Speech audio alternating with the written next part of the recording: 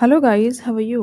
I hope you all are doing well. जैसे कि आप सभी जानते हैं, हमारी the Indian mind translator must use English के नाम से सीरीज चल रही है, जिसका आज एपिसोड 8 है। अब तक हमने एपिसोड 7 कवर किए हैं।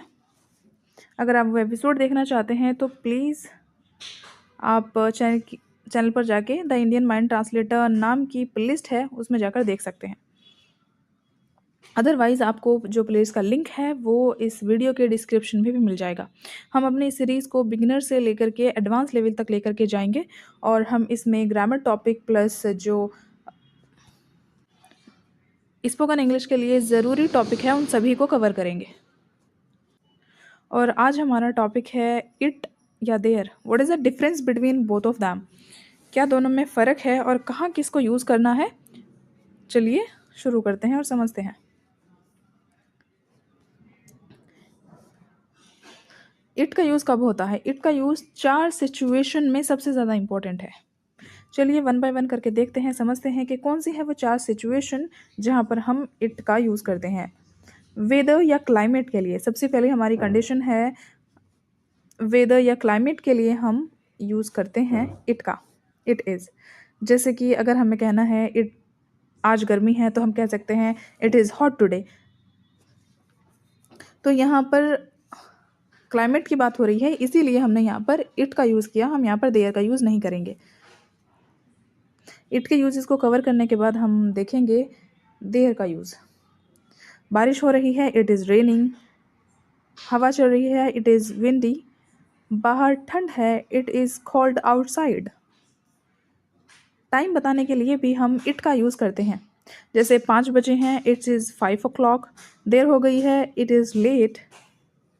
जाने का टाइम हो गया है, it's time to go. Time बताने के लिए भी हम इट का यूज़ करते हैं। थर्ड हमारा यूज़ है डिस्टेंस बताने के लिए। यहाँ से 5 किलोमीटर है, अगर हम डिस्टेंस बताने के लिए यूज़ करेंगे तो इस तरह करेंगे, it is 5 kilometre from here. यह दूर है, इट इज़ फार। बहुत पास है, it is very close. Fourth हमारी सिचुएशन है ओपिनियन देने के लिए। It is good to learn English. English सीखना अच्छा है। तो यहाँ पर आप ओपिनियन देख रहे हैं कि इंग्लिश सीखना कैसा है, तो ये अच्छा है। तो इस सिचुएशन में भी आप इट का यूज़ करेंगे। जल्दी उठना मुश्किल है, it is difficult to wake up early.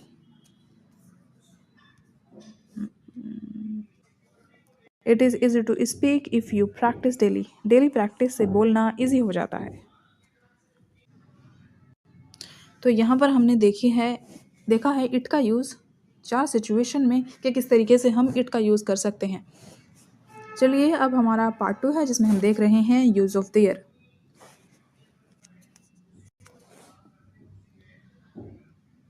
There का यूज़ हम एग्जिस्टेंस को बताने के लिए करते हैं कि कोई चीज़ मौजूद है या नहीं।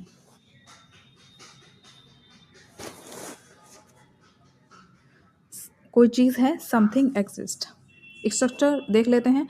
देयर का यूज़ करेंगे प्लस इज़ या आर का यूज़ करेंगे प्लस नाउन का यूज़ करेंगे। अगर आप स्पोकन इंग्लिश के ऐसे ही और भी ग्रामर पर बेस्ड क्वेश्चन चाहते हैं तो आप प्लीज़ कमेंट सेक्शन में ज़रूर बताएं, हम आपके लिए ज़रूर वीडियो लेकर के आएंगे।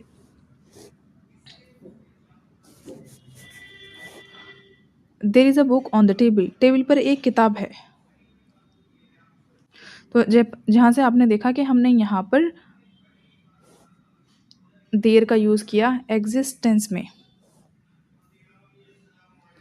There are many students in the class. Class में बहुत स्टूडेंट हैं। There is a problem. एक प्रॉब्लम है। अवेलेबिलिटी दिखाने के लिए। There is no water in the बोतल। बोतल में पानी नहीं है। There are many options. बहुत ऑप्शंस हैं। There is no electricity. बिजली नहीं है। Introducing something. किसी चीज़ का बताना या शुरुआत। There is new cafe near my house. अगर आप इस तरह कहना चाहते हैं तो आप यहाँ पर भी देयर का यूज़ कर सकते हैं। There is cafe near my house. There is someone at the door. There is a meeting today. Quantity को दिखाने के लिए भी हम देयर का यूज़ करते हैं। There are 5 apples in the basket. तो यहाँ पर जो एप्पल्स हैं वो क्वांटिटी है, उनको दिखाने के लिए हमने यहाँ पे यूज़ किया देयर का। There is a lot of work today. आज बहुत काम है। There are 2 message for you. आपके लिए 2 मैसेज हैं। यहाँ पर हम एक रिकैप देखते हैं। It versus there. इट का यूज़ हम कर रहे हैं वेदर, टाइम, डिस्टेंस या ओपिनियन को बताने के लिए।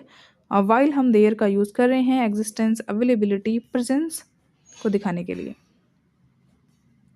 जैसे कि यहाँ पर एग्जाम्पल है, इट इज़ कॉल्ड, ये वेदर के लिए है। There is a cold drink in the fridge, ये एग्जिस्टेंस को बताने के लिए है। टाइम बताने के लिए, it is 7 PM। There are many people at 7 PM। यहाँ पर हम प्रेजेंस की बात कर रहे हैं। यहाँ पर आप प्रैक्टिस कर सकते हैं। It is raining outside. छोटे छोटे सेंटेंसेस अगर आप बिगिनिंग में प्रैक्टिस करते हैं तो आप इजीली इंग्लिश को बोल पाते हैं, सेंटेंस को फ्रेम कर पाते हैं। It is time to leave. Is good to exercise daily. There is a pen on the table. There are many problems in this plan. There is a dog outside the house.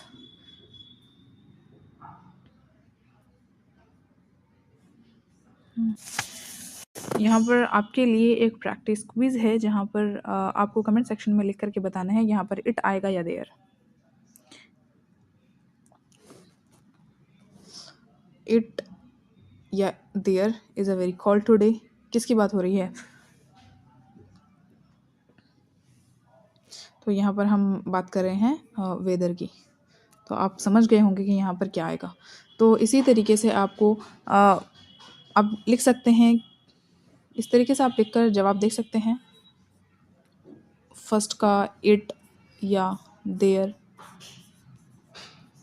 Second का it या there.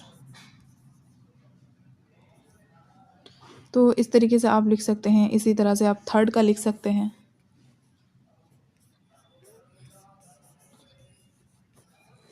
Fourth,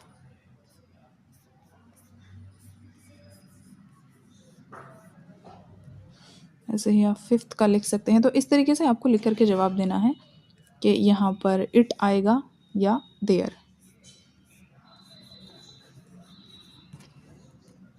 और अगला कौन सा topic आप चाहते हैं, किस टॉपिक पर वीडियो चाहते हैं, ये भी कमेंट सेक्शन में ज़रूर बताएं। और ये सीरीज़ आपको कैसी लग रही है, please tell me in the comment box each and everything. So मिलते हैं अगले लेसन में। Take care, bye bye.